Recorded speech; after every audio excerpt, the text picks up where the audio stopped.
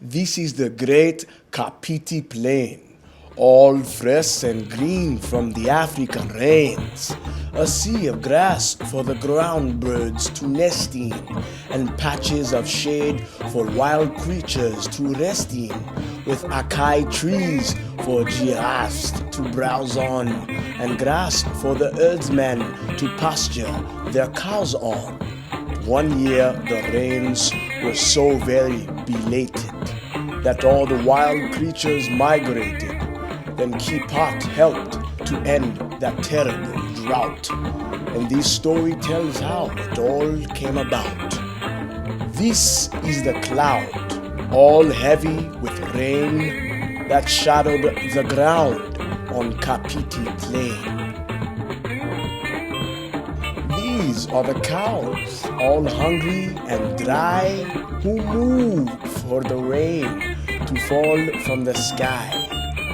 This is Kipat, who watched his herd as he stood on one leg like the big stork bird. This is the eagle who dropped a feather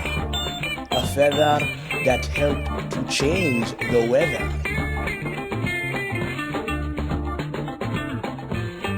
This is the arrow Kipat put together with a slender stick and an eagle feather.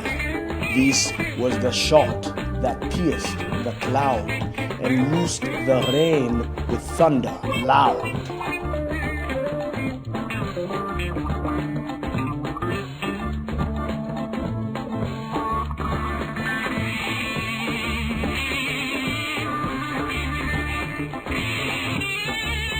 So the grass grew green and the cattle fat, and Kipat got a wife and a little Kipat, who tends to the cows now and shoots down the rain when black clouds shadow Kapiti